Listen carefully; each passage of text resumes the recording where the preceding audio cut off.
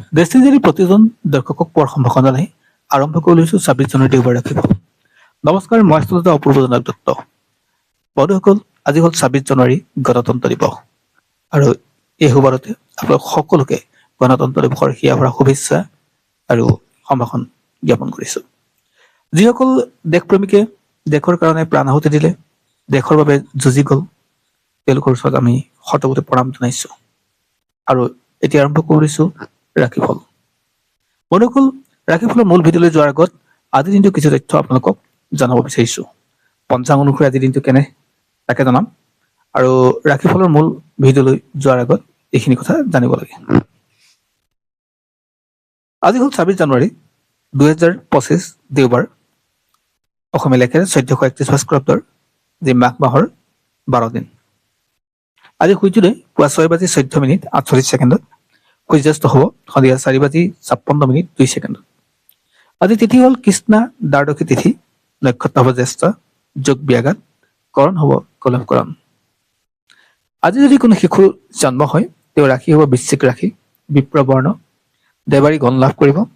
অস্তুতৰ মতে শনি আৰু বিংকুতৰ মতে বুধৰ দশা হ'ব আৰু আদ্যঋতু হ'ল আজি তিনিমহীয়া প্ৰতিহীনা যুগ।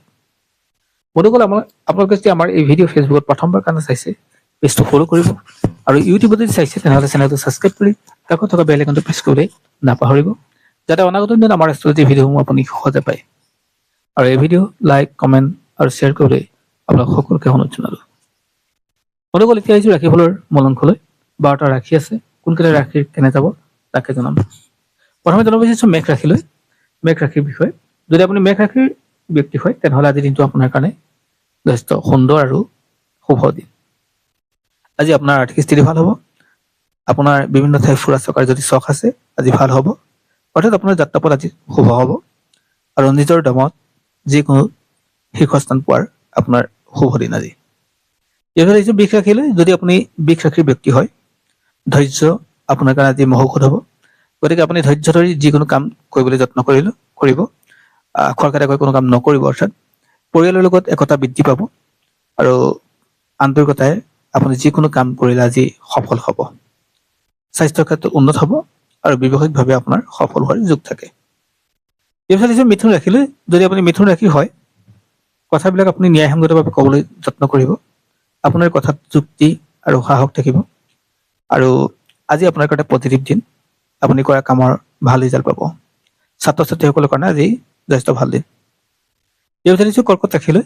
যদি আপুনি কৰ্কট ৰাশিৰ ব্যক্তি হয়, স্বাস্থ্যক লৈ আপুনি সচেতন হোৱাৰ দৰকাৰ। লগতে আপোনাৰ পৰিয়ালৰ অৰ্থাৎ পিতৃ মাতৃৰ স্বাস্থ্যৰ ক্ষেত্ৰত আপুনি খেয়াল ৰাখিব। টকা পইচাৰ লেনদেনত কিছু আপুনি হাত ধৰি চলিবলৈ যত্ন কৰিব। যিকোনো মানুহক য'তে ত'তে আপুনি যধে মধে পইচা ধাৰ নিদিব বা যিকোনো স্থানতে আপুনি ইনভেষ্ট নকৰিব। এইফালে আহিছোঁ সিংহ ৰাশিলৈ। যদি আপুনি সিংহ ৰাশিৰ ব্যক্তি হয় তেনেহ'লে আজি কিছু অপেক্ষা কৰাৰ দৰকাৰ। কামবিলাকত খৰধৰ কৰি নকৰিব আৰু নতুন প্লেনিং অনুযায়ী কাম কৰিলে আজি শুভ হ'ব। যিসকলে মাটি বাৰী কাম কৰাৰ কথা ভাবিছে তেওঁলোকৰ কাৰণে আজি যথেষ্ট ভাল দিন বুলি ক'ব পাৰি আৰু ধৈৰ্যটো আজি মহৌষধ হিচাপে কাম কৰিব। এইফালে আহিছোঁ কন্যা ৰাশিলৈ। যদি আপুনি কন্যা ৰাশিৰ ব্যক্তি হয় তেনেহ'লে আপোনাৰ পতি পত্নীয়ে হওক, প্ৰেমিক প্ৰেমিকাই হওক, তেওঁলোকৰ মাজত আন্তৰিকতা বৃদ্ধি পাব। সমান্তৰালকৈ আৰ্থিক স্থিতি ভাল হ'ব। আজি পাবলগীয়া পইচাও ঘূৰাই পোৱাৰ যোগ থাকে। ব্যৱসায়িক গ্ৰথ দেখা গৈছে আৰু ঘৰখন আনন্দমুখৰ হ'ব। এইফালে আহিছোঁ তুলা ৰাশিলৈ। যদি আপুনি তুলা ৰাশিৰ ব্যক্তি হয়, আপোনাৰ বন্ধুবৰ্গ আৰু আপোনাৰ ওচৰ চুবুৰীয়াই আজি আপোনাক সহায়ৰ হাত আগবঢ়াব। আপোনাৰ সমাজ জীৱনত আজি স্বীকৃতি পোৱাৰ যোগ থাকে। আৰ্থিক স্থিতি আপোনাৰ ভাল হ'ব আৰু কৰ্মস্থানত আপোনাৰ পদোন্নতিৰ যোগ থাকে। ইয়াৰ পিছত আহিছোঁ বৃশ্চিক ৰাশিলৈ। যদি আপুনি বৃশ্চিক ৰাশিৰ ব্যক্তি হয়, আপুনি যদি কাৰোবাক পইচা দিবলগীয়া আছে দি দিবলৈ যত্ন কৰিব।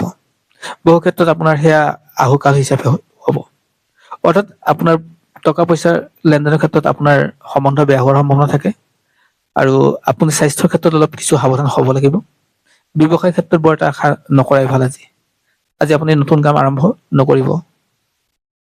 ইয়াৰ পিছত আহিছে ধনু ৰাশিলৈ। যদি আপুনি ধনু ৰাশিৰ ব্যক্তি হয়, কিছু ত্যাগ কষ্ট আপোনাৰ বেছি দৰকাৰ হ'ব আজি। আজি আপোনাৰ ক্ষেত্ৰত আৰ্থিক স্থিতি বৰ এটা ভাল নহয়। এলাহবোৰ ত্যাগ কৰি পাৰিলে ভাল হ'ব আৰু জ্যেষ্ঠজনৰ পৰামৰ্শ লৈ কাম আগবঢ়াওক। এই ভিতৰত দিছো মকৰ ৰাশি। যদি আপুনি মকৰ ৰাশিৰ ব্যক্তি হয়, অত্যাধিক আত্মবিশ্বাসে আপোনাৰ কাৰণে আজি বেয়া হোৱাৰ যোগ থাকে। গতিকে বহুত বেছি আত্মবিশ্বাস নেদেখাব। সময়মতে প্ৰয়োজনীয় মতে কামবিলাক কৰিলে আপোনাৰ কাৰণে ভাল হ'ব।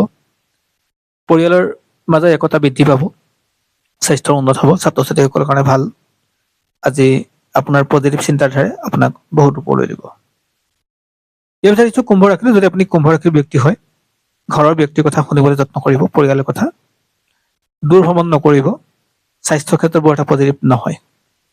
টকা পইচাৰ লেনদেন ক্ষেত্ৰত আপুনি সাৱধান হোৱাটো দৰকাৰ, আৰু ঘৰুৱা অশান্তি আপোনাৰ কিন্তু বৃদ্ধি পাব। আপুনি যদি মীন ৰাশিৰ ব্যক্তি হয়, তেনেহ'লে আপুনি 2 কুল ৰক্ষা কৰি কাম কৰিবলৈ যত্ন কৰিব। আপোনাৰ ওচৰত 2 ধৰণৰ সুবিধা থাকিব, আপুনি ব্যৱহাৰ কৰাৰ ওপৰত কথা। অৰ্থাৎ আজিৰ দিনটো আপুনি হাত ধৰি চলিব লাগিব। আপোনাৰ টকা পইচাৰ ক্ষেত্ৰতে হওক, আপোনাৰ কথা বতৰাৰ ক্ষেত্ৰতে হওক, আপুনি কোৱা কথাই হওক, আপুনি দিয়া পইচাই হওক, আজি সমস্যাৰ সৃষ্টি কৰিব। গতিকে এই ক্ষেত্ৰত আপুনি সাৱধান হ'ব। আৰ্থিক স্থিতি কিছু ক্ষেত্ৰত আপুনি অলপ হাত ধৰি চলাৰ লগতে স্বাস্থ্যৰ ক্ষেত্ৰত আপুনি অলপ গুৰুত্ব দিব লাগিব। ব্যৱসায়িকভাৱে বৰ এটা পজিটিভ দেখা নাই। নতুন চিন্তা, নতুন কাম আজি আৰম্ভ নকৰিলে ঠিক হ'ব। ধন্যবাদ।